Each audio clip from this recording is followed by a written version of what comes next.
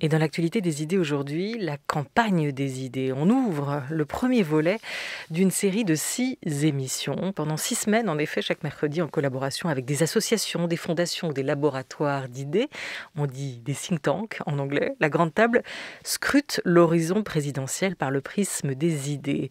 Place à la jeunesse, liberté en démocratie, gouvernance citoyenne, marketing de la radicalité sur le web.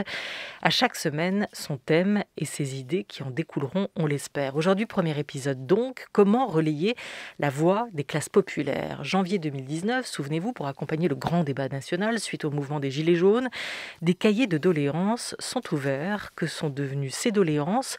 Comment le pouvoir les a-t-il entendues ou pas? Entendu les voix des classes populaires. Avec nous, Didier Lebret, bonjour. Bonjour. Vous êtes cofondateur et secrétaire de l'association Rendez les doléances, passé dans le privé après avoir été conseiller de François Hollande, ancien directeur de la cellule de crise du Quai d'Orsay et coordinateur national du renseignement. Vous avez co-dirigé le livre Rendez les doléances, enquête sur la parole confisquée des Français, qui vient de paraître chez Jean-Claude Lattès, avec des facsimilés réunis dans ce livre, notamment de doléances des Français, des paroles citoyennes issues de ces cahiers déposés en mairie pour que chacun puisse s'exprimer. À vos côtés, Nathan Cazeneuve, bonjour. Bonjour. Vous êtes philosophe, je crois qu'on peut le dire, à partir du moment où vous êtes diplômé en philosophie, cofondateur et directeur de la publication de la revue Germinal avec les éditions du Bord de l'eau. Germinal comme Zola, Germinal aussi comme le calendrier de la Révolution. Est-ce que ça dit quelque chose de l'intention, de l'ambition de cette nouvelle revue ? Oui, l'enjeu de ces travaux, c'est de remettre sur le métier la définition de ce que peut être aujourd'hui un socialisme écologique.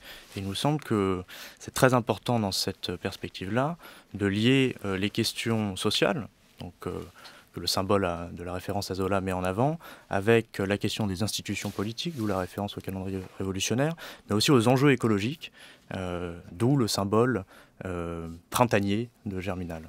Doléance, justement, Didier Lebret. Qui a choisi de convoquer cette référence révolutionnaire au moment où ces cahiers ont été ouverts ? En fait, comme toujours, les bonnes idées, elles viennent souvent du terrain. Donc ce sont les maires qui connaissent le mieux leurs gens et qui, au moment où l'affaire des Gilets jaunes prend une tournure violente, pas partout, mais enfin dans certains endroits ça fait peur, ça inquiète, les gens se disent il faut renouer les maires se disent il faut renouer le dialogue. Bon, on va faire simple, on ouvre les maisons du peuple, les mairies, et venez nous dire ce que vous avez sur le cœur. Voilà, c'est une réponse simple, alors que ensuite le gouvernement a repris à son compte dans le cadre du grand débat national, puisque le grand débat national, c'est plusieurs choses. C'était un questionnaire en ligne, c'était une application pour les jeunes, c'était des consultations aussi citoyennes organisées par les citoyens eux-mêmes, chez eux, comme les réunions du Tupperware autrefois. Chacun pouvait convoquer qui le souhaitait. Et puis à la fin des fins, il y a eu une grande restitution, sauf qu'il y a eu un angle mort, les doléances. C'est la contribution qui est restée complètement sous les écrans radars. Ce mot doléance, Emmanuel Macron, président, il l'a approuvé ou moi j'ai le souvenir qu'il y avait un côté un peu vertical, qu'impliquait, voire monarchique, effectivement, dans le terme de doléance. On va l'écouter, en tout cas, le 27 novembre 2018, s'exprimer, appelant à transformer les colères en solutions. J'ai vu, comme tous les Français, les difficultés que la situation entraîne auprès de ceux qui roulent beaucoup et qui avaient déjà du mal à finir leur fin de mois. Ils disent que ce sont au fond toujours les mêmes qui font les efforts. Et ils ont raison. Je crois comprendre très profondément les attentes et les frustrations, cette colère sourde, ces rancunes et ces rancœurs qu'éprouvent les citoyens devant les pouvoirs qu'ils sentent loin d'eux, indifférents, et au fond, devant ce qu'ils sentent être comme des vies empêchées, bloquées par les taxes, les normes. Je crois très profondément que nous pouvons transformer l'expression des oppositions en un élan pour construire l'avenir, que nous pouvons transformer les colères en solutions. Voilà, Emmanuel Macron, en novembre 2018, accent de sincérité dans ce discours. Sauf que, qu'est-ce qui s'est passé? Est-ce que l'exécutif, président, gouvernement, sont, à vos yeux ou vos oreilles, Didier Lebret, parvenus à transformer les colères en solutions? En fait, il y a deux choses, moi, qui me paraissent essentielles dans la façon dont le gouvernement a abordé cet exercice de citoyenneté. Le premier, c'est que il y avait un impératif politique. Il fallait tourner la page le plus rapidement possible. Et je comprends, je veux dire, quand on est dans l'exercice du pouvoir, on n'a pas envie d'avoir tous les samedis, pendant des mois, voire une année complète, des manifestations. C'est légitime.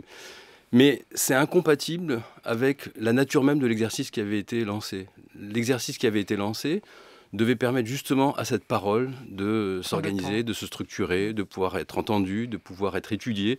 Et là, qu'est-ce qu'on fait ? On ramasse les copies 3 mois après, et en 3 mois, on tire les conclusions. Et les conclusions, elles prennent une forme extrêmement frustrante pour les Français. C'est-à-dire, on vous fait un chèque de 10 milliards. Voilà, pour solde de tout compte. Vous avez entendu le président. Qu'est-ce qu'il dit ? Il dit des vies empêchées. Mais la question du pouvoir d'achat, c'est pas que des vies empêchées, c'est pas que des gens qui peuvent pas consommer. Ces vies empêchées, elles sont empêchées surtout dans leur dignité. Et ce que les gens veulent, c'est pas seulement qu'on leur fasse des chèques. Bien sûr que c'est important de pouvoir boucler ces fins de mois, mais c'est aussi du respect dans leurs paroles, le respect de citoyens qui peut aussi être un contributeur. Et c'est amusant, je n'avais pas réécouté depuis longtemps cet extrait, on entend dans la syntaxe même de la phrase et des phrases d'Emmanuel Macron cette espèce de surplomb. En fait, on a les solutions et on va vous aider à faire en sorte que vous puissiez ne plus être empêchés dans vos vies. Mais c'est pas ça la première attitude qu'attendent nos citoyens. Oui, c'était un exercice rhétorique qui visait à la conciliation, voire à la réconciliation, mais avec cet aplomb dans un moment où justement c'était de l'horizontalité. C'est une fausse écoute. Voilà. C'est une fausse écoute. Quand vous vous mettez au centre d'un dispositif et que vous faites semblant d'écouter, que vous apportez déjà les solutions, on est très loin de l'exercice. Alors ce grand débat national, peut-on lire dans cet ouvrage collectif, Rendez les doléances, enquête sur la parole confisquée des Français, aurait été une parodie de dispositifs participatifs pour Laurent Jean-Pierre, comme la Convention citoyenne pour le climat qui a suivi. L'appel à la base pour canaliser la contestation, c'est vieux comme le monde, disait alors, dit aussi la chercheuse Alice Mazot. C'est dangereux comme procédé pour vous, Nathan Cazeneuve, de solliciter cette parole, puis de la snober, cette parole populaire. Est-ce que ça, c'est un puissant moteur de colère, de défiance ? Ce n'est pas nécessairement dangereux de la mobiliser, au contraire. La question ensuite, c'est de savoir ce qu'on fait pour en tirer des conséquences en termes de politique sociale, et puis aussi de réfléchir à ce qui, dans la situation actuelle, dans l'organisation actuelle des institutions publiques, empêche les médiations de bien se faire. Et on voit bien que ce qui est au centre des revendications, des doléances et des gilets jaunes, ce sont en grande partie des questions qui touchent à des questions de justice sociale et notamment de justice distributive. Elles prennent deux formes essentiellement. La question fiscale, avec une attention très nette portée à la contribution des classes populaires et des classes moyennes aux prélèvements fiscaux. Donc il y a dans beaucoup de doléances, par exemple, une attention très forte portée au fait que les principales taxes sont des taxes proportionnelles et non pas des taxes progressives. C'est le cas de la TVA pour l'impôt sur la consommation. C'est le cas pour les petites entreprises aussi de l'IS, l'impôt sur les sociétés, qui est un impôt proportionnel et qui donc pèse plus fort sur les classes populaires ou les petites entreprises que pour les ménages qui ont plus de revenus. Donc on voit bien que ces questions-là sont au centre en fait des doléances. Et une autre question qui n'est pas essentiellement une question de pouvoir d'achat, mais aussi de la question de la juste rémunération du travail. Et donc ces deux éléments-là mettent en avant tout de même le fait qu'on est dans une situation aujourd'hui où la démocratie sociale est affaiblie.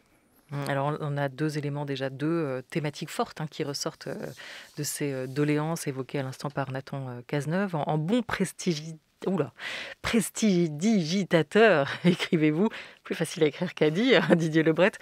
En bon prestidigitateur, Emmanuel Macron a fait disparaître le lapin du chapeau. Le but de ce livre était de retrouver le lapin et le chapeau en prime? Parce que ça, c'est un autre aspect, juste rapidement quand même, qu'on devrait évoquer. Ces doléances, elles ont matériellement presque disparu. En fait, elles ont été à la BNF à Paris, ce qui n'est pas très accessible en région, ce qui est déjà aussi un mauvais signal que de cantonner ça ici dans la capitale, dans notre bibliothèque. Et vous auriez souhaité, et il avait été annoncé qu'elles seraient numérisées, c'est-à-dire qu'elles seraient ouvertes et accessibles à tous, ces doléances. Absolument. Alors, le stock de doléances lui-même a été réparti entre les différents centres d'archives départementales, mais ce qui complique singulièrement la tâche des chercheurs, ce qui voudrait dire qu'il faudrait prendre sa canne et son chapeau et faire les 101 départements de France pour arriver à avoir une vision consolidée de l'ensemble de ces doléances. Et histoire d'ajouter encore de la difficulté à la difficulté, ces doléances ont été traitées de manière absolument absurde comme des documents administratifs. C'est-à-dire que vous dites aux gens, venez parler, dites-nous ce que vous avez sur le cœur. Les gens le font, donc ils assument. Beaucoup d'entre eux ont dit qui ils étaient, où ils habitaient, où ils ont envoyé leur adresse mail, etc. Et du coup, le gouvernement dit, attention, respect de la vie privée, données personnelles, 50 ans de confidentialité sur ces documents qui sont des documents à traiter dans l'urgence. Donc on est, ce que je disais hier dans le cadre de lancement de notre opération à la Maison de la Poésie. Le paradoxe, c'est qu'aujourd'hui, vous voulez étudier les doléances de 1789, elles sont toutes en ligne. Donc la communauté des chercheurs s'en est emparée depuis longtemps, c'est très facile. Aujourd'hui, vous voulez savoir ce qui se passe dans notre pays, en tirer des enseignements, pas pour dans 100 ans, mais dans l'immédiat, et vous ne pouvez pas. Donc elles ont été numérisées, mais numérisées uniquement accessibles effectivement à la BNF, et les documents physiques sont dans les centres d'archives. Donc ça rend absolument impossible. Donc nous, notre démarche, c'était d'abord de dire, écoutez, on va y aller à la petite cuillère s'il le faut, et c'est ce qu'on a commencé à faire. On en a extrait d'une dizaine de départements, moi j'en ai vu plusieurs milliers.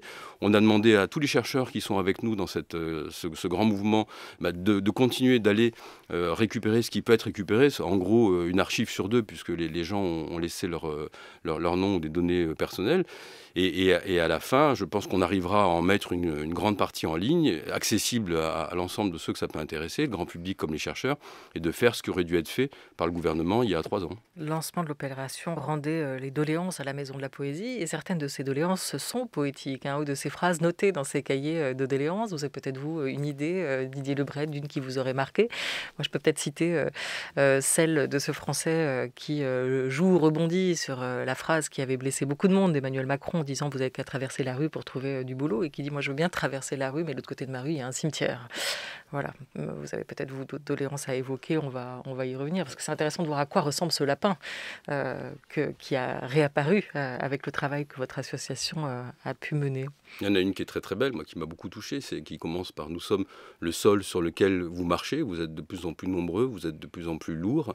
Et ce sol finira par se soulever, et ça n'est pas nous qui allons tomber, c'est vous qui allez tomber. Donc il y a cette idée que aujourd'hui les gens savent que l'essentiel, et c'est pour ça que cette phrase des premiers de cordée a tellement choqué les Français, parce que c'est une vision totalement pyramidale. On pense que à partir du moment où vous avez attrapé l'élite du pays, le reste va suivre. Mais les gens sont pas complètement idiots. Ils savent très bien que ce qui fait le dynamisme, la force d'une nation, c'est la contribution de chaque individu associé aussi étroitement possible à une action publique.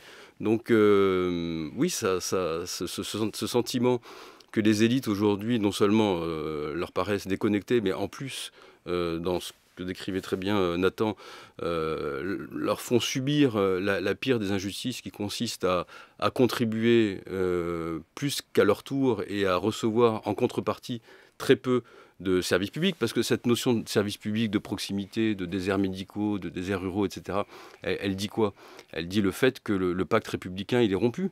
C'est pas juste de la relégation territoriale, c'est le fait qu'aujourd'hui, on ne naît plus avec le même capital, et ça, pour les gens, c'est insupportable. Ils constatent à la fois que les classes moyennes s'effritent, qu'on ne peut plus transmettre, comme on le souhaitait, ce message d'espoir à ces enfants, en leur disant « vous allez voir, il y a une progression possible ». Donc c'est une relégation qui est territoriale, symbolique, mais aussi dans sa capacité même à pouvoir se projeter. À quoi ressemble donc le lapin? Une centaine de doléances qui portent sur des sujets divers, comme l'organisation politique et territoriale, les transports et la mobilité, la transition écologique, le combat contre l'injustice et le refus d'assignation à résidence, qu'elle soit sociale, territoriale, culturelle, symbolique. Voilà pour la plupart de ces paroles citoyennes. Les personnes âgées ont été aussi plus nombreuses, hein, vous le rappelez, à se rendre en mairie. On imagine que la question des retraites a été centrale et qu'elle l'est encore au cœur de ces cahiers que vous avez pu consulter, ces cahiers de doléances, alors que cette réforme envisagée par Matignon sous Édouard Philippe a suscité une grande vague de mécontentement. C'est même la réforme la plus contestée de ce quinquennat qui s'achève. Vous confirmez, Nathan Cazeneuve, la question des retraites est très présente. Sous quelle forme? Qu'est-ce qu'en disent les retraités? Alors, elle est évidemment particulièrement présente à la fois dans les cahiers de doléances, mais aussi dans le mouvement des Gilets jaunes, auquel de nombreux retraités ont pris part, puisque le mouvement s'est lancé à partir du moment où donc il y a eu l'annonce évidemment de la hausse des taxes sur les carburants, mais qui était contemporaine d'une hausse de la CSG sur les retraites, et donc d'une baisse du pouvoir d'achat des retraités. Et finalement, les dynamiques qui affectent les retraités et qui sont mises en avant dans les cahiers de doléances sont globalement celles qui affectent également les classes populaires et une partie des classes moyennes. Et ce qui est très intéressant dans ces doléances, c'est qu'elles permettent de voir que les classes populaires sont beaucoup plus diversifiées qu'elles ne l'étaient auparavant.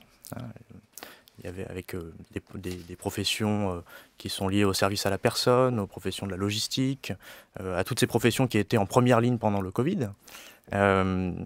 Et elles sont aussi porteuses de revendications plus individualisées.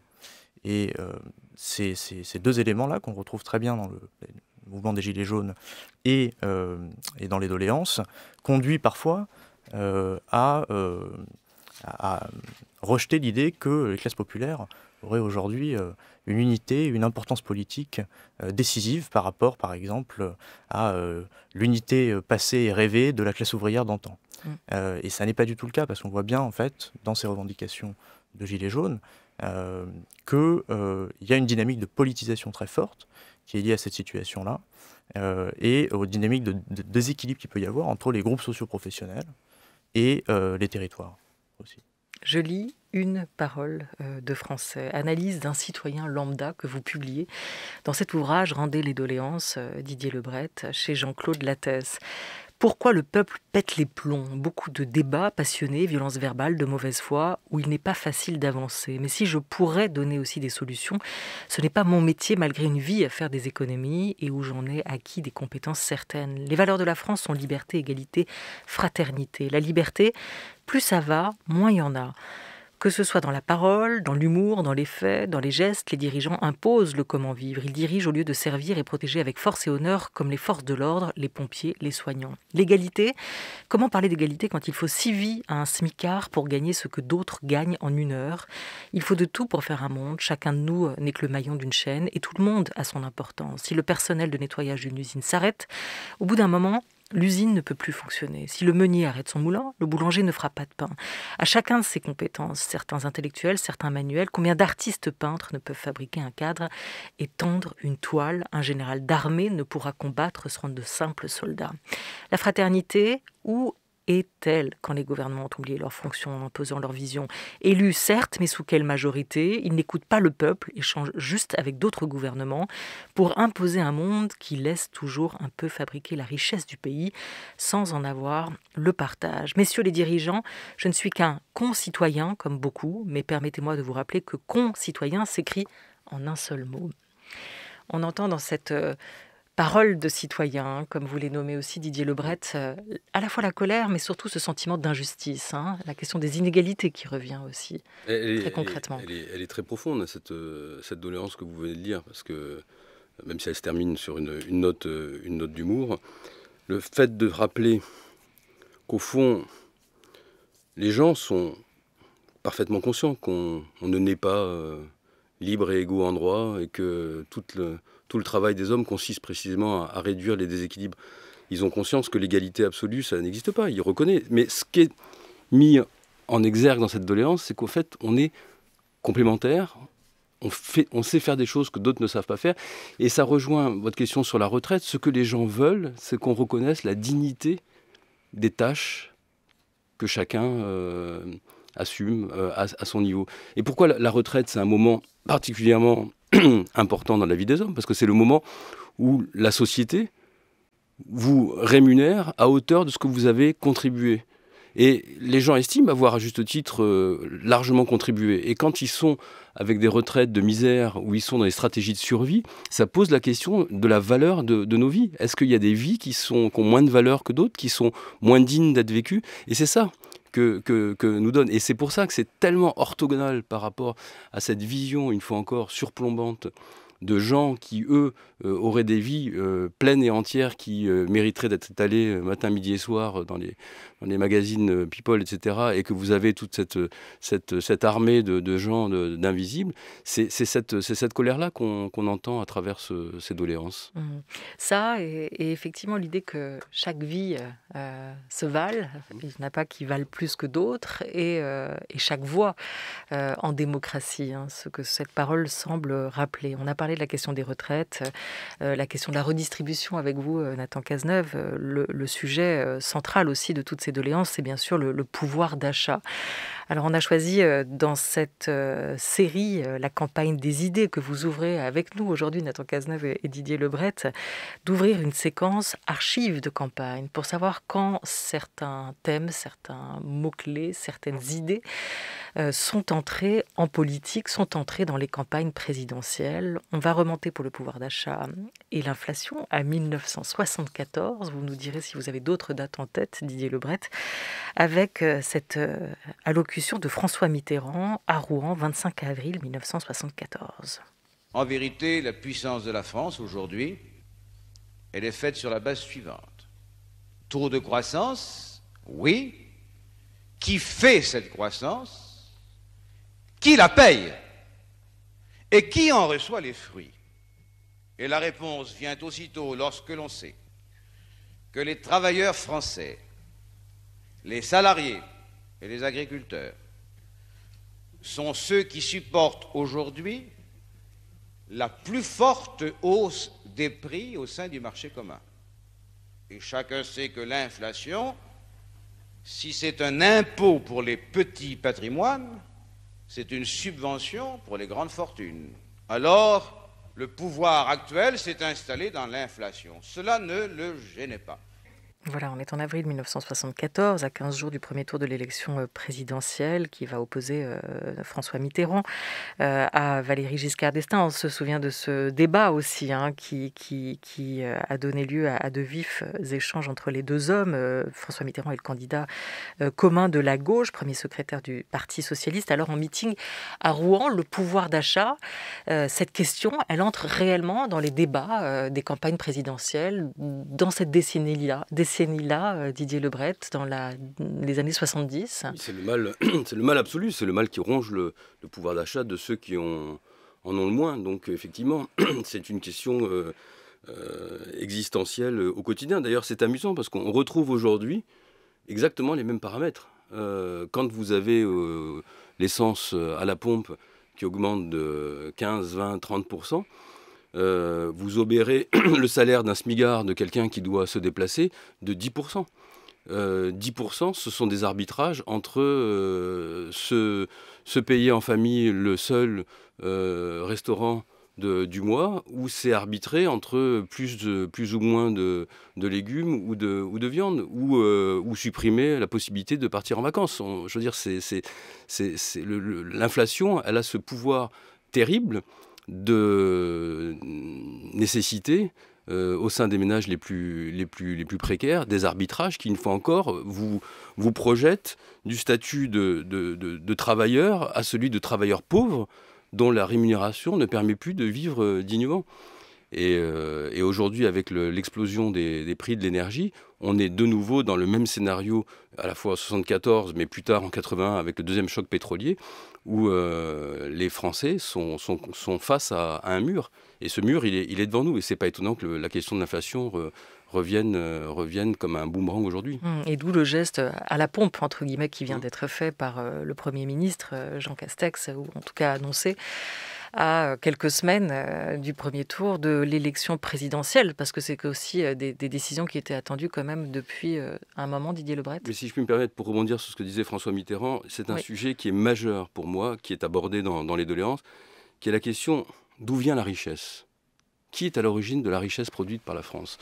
Et on la retrouve dans beaucoup de doléances où les gens disent, mais nous, dans nos usines, là où on travaille, non seulement on a quelque chose à apporter, quelque chose à dire, mais on contribue à cette richesse. Et une des choses qui a été la plus dévoyée dans les 2 décennies actuelles, c'est cette présentation de l'origine de la richesse. C'est-à-dire qu'il serait seulement dans les mains de ceux qui ont un apport en capital et pas ceux qui sont dans les lieux de production et qui constituent la véritable valeur de l'entreprise. Et ça, c'est quelque chose qui est essentiel aujourd'hui. Et c'est le mot pouvoir que François Mitterrand a évoqué, appuyé même dans cet extrait de discours et qu'on retrouve dans l'idée du pouvoir d'achat.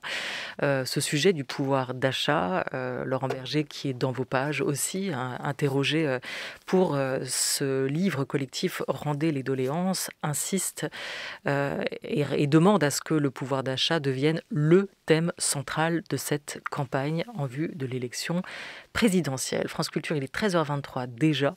Premier volet de notre série de 6 émissions consacrées à la campagne des idées, avec aujourd'hui le responsable de l'association Rendez les doléances, Didier Lebret, et Nathan Cazeneuve, qui a fondé la revue Germinal. Tous deux sont avec nous encore pour quelques minutes.